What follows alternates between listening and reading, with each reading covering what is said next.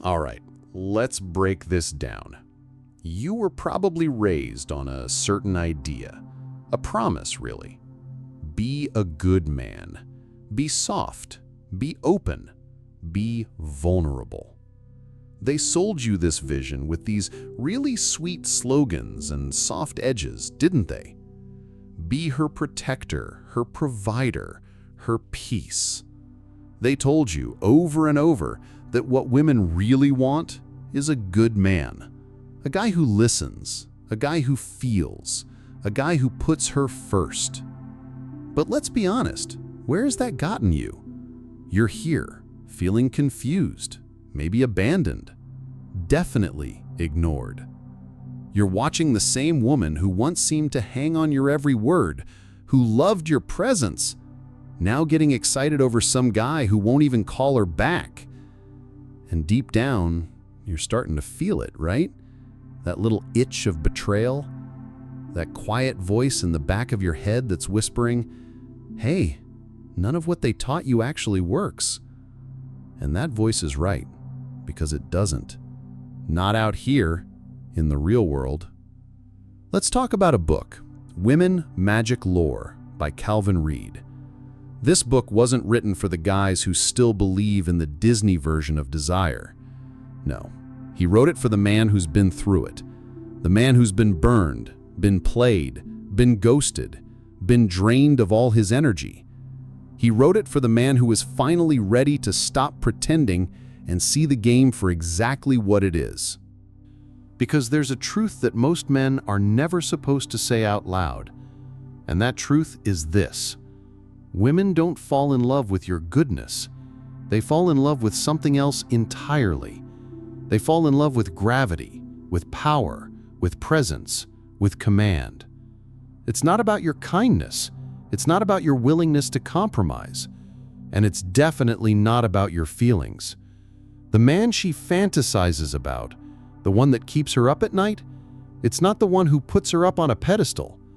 It's the one who stands there like he doesn't even need her applause to know his own value. Think about what you were raised to do. You were taught to prove your worth, to chase. But the moment you start chasing, you completely flip the polarity of the situation. You kill all the tension. You're basically sending a signal that says, I am beneath you, and that's why I am running after you. Reed makes this brutally clear. His number one rule: never chase. Because the second you do, you're no longer the prize, you're the puppy. And let's be real, women don't sleep with puppies. They pet them, they praise them, they say, who's a good boy? And then they get bored and move on to the wolf. The wolf who doesn't have to ask for affection because he commands it, just by existing in his own truth. That is the fundamental shift you have to understand. Women aren't attracted to men who beg for their attention.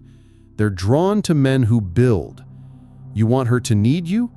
Then you have to stop needing her.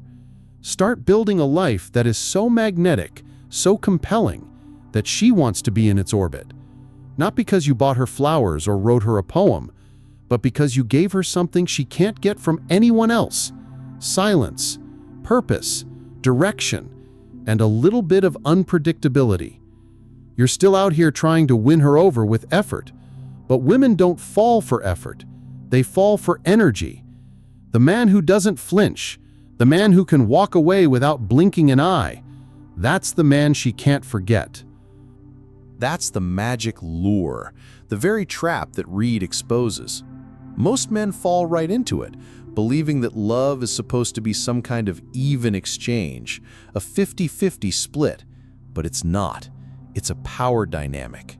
It's a psychological game of who needs less, who controls the rhythm of intimacy, who has the strength to withhold first. And here's the harsh truth. Women instinctively understand this. They don't need to read a book on it. They were practically raised on it. From a young age, they're taught, either directly or indirectly, not to give away too much, not to appear too eager, to make a man work for it, to let him invest more than she does. Now, why is that? Because the person who invests more becomes emotionally indebted. It's not evil, it's evolution. It's a survival strategy. Women want leverage. And yet, here you are, texting first, texting back immediately and often, opening up way too soon, laying your entire soul bare to a woman who is, whether she consciously knows it or not, scanning your words for weaknesses. She's not looking for your truth, man. She's looking for leverage. Not to destroy you, but to decide. To ask herself, can I shape this man? Can I guide him? Can I own his attention? And if the answer is yes, then you are no longer a mystery. You're a mirror. And women don't crave mirrors. They crave mountains. What women magic lore teaches is that being emotionally open too early isn't vulnerability. It's volunteering for psychological disarmament. You think you're building closeness and trust, but what you're really doing is just handing over your user manual. Every secret, every insecurity, every unmet need you confess becomes a roadmap she didn't even ask for. And once she has that map, the chase is over. Not because she's cruel, but because your mystery died in your desperation. You have to understand this. Women are wired to respond to uncertainty with desire. I'm not talking about chaos, but about masculine unpredictability. The calm man who reveals little, who leads with his presence, not with long paragraphs in a text message. That's the man who gets under her skin. That's the guy she's dreaming about. Not the one who's wringing his hands asking, "Where did I go wrong?" But the one who makes her lie awake questioning, "Why can't I stop thinking about him?" You think connection is about confession, that the more you tell her, the more she'll trust you. But women don't trust words. They trust dominance, direction, detachment. Reed makes it crystal clear. Women follow energy, not explanations. And when your energy is screaming, "Please choose me," she doesn't feel admiration. She feels repulsion. Not because she's shallow, but because biology punishes need. Need smells like survival. It signals weakness. It says, I need you to validate me. I need you to complete me. I need you to fix what I refuse to fix in myself. And that is not love. It's dependence dressed up as romance. And women, they know the difference. They might not say it out loud, but they feel it deep in their instincts. A man who worships her becomes less of a man in her eyes, because he willingly hands over the one thing she craves most from him, his emotional authority. And when you do that, you become hers, but not in the way you hoped. You become hers to manage, hers to tolerate, hers to shape. You give her power over you, not respect for you. And here's the brutal irony. When she has all that power, she doesn't feel safe. She feels burdened, because no woman truly wants to be the man in the relationship. She might act like it. She might even pretend she enjoys the control, but over time, she will grow to resent it. She'll test you. She'll provoke you, and you'll think she's trying to destroy you, but she's not. What she's really doing is begging you, silently, to show some spine, to fight back, to stand up for yourself, to not fold the second she applies a little pressure. Calvin Reed says it as clearly as possible. The moment a woman knows she can control you emotionally, you have already lost her sexually. Because desire doesn't live in the comfort zone. It lives in polarity. It lives in the tension between a masculine frame and feminine energy. The man who doesn't just react to her moods, but actually anchors her through them? That's the secret they will never teach you in school. You think love is about emotional equality, but attraction isn't. Attraction is primal. And the primal part of our brains doesn't care about fairness. It cares about instinct. She isn't sitting there strategizing all of this, she's just feeling it. But her feelings follow a pattern. She tests you to feel your strength. She withdraws to feel your pull. She pushes your boundaries not because she wants to destroy them, but because she desperately wants to feel that they're real, that they will hold under pressure, that you will hold under pressure. You think you're being punished, but you're not. You're being measured. Women don't fall for perfect men. They fall for immovable ones. The man who is so grounded in himself, so unbothered by her beauty, so unmoved by her emotional storms, that she feels something incredibly rare: masculine security. Not that fake, chest-pounding alpha energy you see online. I'm talking about the quiet confidence that says, I am enough, with or without you. I want you, but I don't need you. And that right there, that is the line. That's what separates the men who win from the men who chase. The man who wants but doesn't need is the man who chooses from a place of abundance. And women can feel that from a mile away. Calvin Reed hammers this point home. Your abundance is your leverage. When a woman senses that your world is already full of a mission, a purpose, with other options, her mind doesn't attach to what you say, it attaches to what you don't say. It attaches to the mystery she can't unravel, to the life she can't control. She'll start asking questions. Where does he go all the time? Who is he seeing? Why isn't he obsessed with me? And in that space, you become the lure. You become the emotional gravity she can't escape. Not because you're playing games, but because you stopped making her the prize. And because she resents it, she'll start to test you. She'll provoke you. She'll poke at you. Not because she wants to destroy you, but because she is silently, desperately begging you to show some spine and finally become the prize yourself. Most men get this completely backward. They meet a beautiful woman and they just surrender. They rearrange, to fight back, to stand up, to not fold. Calvin Reed says it as clearly as possible their whole lives: cancel their priorities, bend their boundaries, and then they cry when she loses interest. But what did you expect?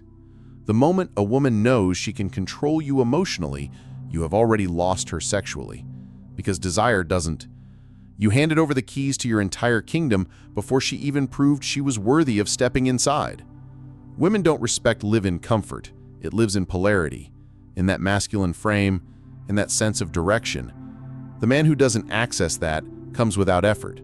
They respect gates. They respect standards. They respect challenges. Reed doesn't tell you to be rude, he tells you to be rare. Be rare in your silence. Be rare in your availability. Be rare in your need for emotional handholding. Because when you become the man who doesn't need to speak to be heard, you become unforgettable. Women have seen attention. They've seen compliments. What they haven't seen is anyway. Attraction is primal, and primal doesn't give a damn about fairness. It cares about instinct. And women are a man who sees through them, not just at them. That's the man who rattles them. Aren't sitting around strategizing this stuff, they're just feeling it. But their feelings follow a pattern. That's the man who redefines their taste. That is the man who doesn't follow the rules of attraction. She tests you to feel your strength. She withdraws to feel your pull. She pushes your boundaries, not because she wants he is the rule. That they will hold under pressure, that you will hold under pressure. You think you're being punished, but you're not. You're failing because you handed over your edge. Calvin Reed calls it the erosion of masculine polarity. You've been taught to seek harmony, but what actually creates attraction is friction. Not chaos, but contrast. She is emotion, you are logic. She is the wave, you are the rock. And the moment you try, says, I am enough, with or without you. I want you, but I don't need you. And to mirror her softness, You disappear into her frame. She becomes the masculine force by default. And no woman wants to sleep with what feels like her emotional twin. She doesn't want to hold you, she wants to feel held by you. And that doesn't come from crying on her shoulder, it comes from knowing who the hell you are without her. And that is the line. That's the line that separates the men who win from the men who chase. The man who wants but doesn't need is the man who chooses from a place of abundance, and women can feel that. Calvin Reed hammers it home. Your abundance is your leverage. When a woman senses that your world is full, with a mission, with purpose. So what's the solution? What do you do with this truth that feels more like a gut punch than guidance? You stop. You stop chasing approval. You stop leading with your wounds. You stop begging for acceptance through with other options.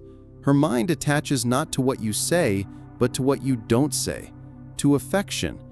You stop seeking in women what you were never taught to find in yourself, and you start becoming the kind of man who the mystery she can't unravel, to the life she can't control. She'll start to ask herself doesn't need her to make him feel worthy. You build, you sharpen, you expand, you create a gravitational pull. Questions: where does he go? Who does he see? Why isn't he obsessed with me? And in that space, pull so strong, so deeply rooted in your mission and your movement, that women don't just want to be around you, you become the lure, the emotional gravity she can't escape. Not because you're playing games, but they want to belong to the world you've built. Not because you demanded it, but because you stopped making her the prize and became the prize yourself. Most men do it in reverse. They meet a beautiful woman and they just surrender. They rearrange their whole lives. They cancel their priorities. They bend their boundaries, and then they cry. Validation comes from results, not from relationships. From clarity, not from compliments. This is the uncomfortable truth Reed shoves in your face. Most of your romantic pain when she loses interest. But what did you expect? You handed over the keys to your kingdom before she even proved she was worthy to isn't from her leaving. It's from you realizing you had nothing outside of her, that your entire identity was built around enter it. Women don't respect access that comes without effort. They respect gates. They respect standards. They respect challenges. Being needed. And when she walked, so did your sense of self. That's not her fault. Reed doesn't say be rude. He says be rare. Be rare in your silence. Be rare in your availability. Be rare in your emotional hand-holding. Because when you become the man who doesn't need to speak to be, now you know, now you see, now you have the choice to stop performing, to stop apologizing, to stop giving your... Because women have seen attention. They've seen compliments. What they haven't seen is power away in exchange for scraps of affection. And here's the final truth, the one most men never get to. Because a man who sees through them, not just at them, that's the man who rattles them. That's the man who redefines their taste. That's the man who doesn't follow the rules of attraction. They're too busy being bitter and broken. Women are not the problem. Your illusion of them is. Because the moment you stop needing her to complete you, you become complete. When you reclaim your center, when you lead without explanation, when you learn to say no without guilt, you become undeniably free. So here's your call to action, brother. He is the rule.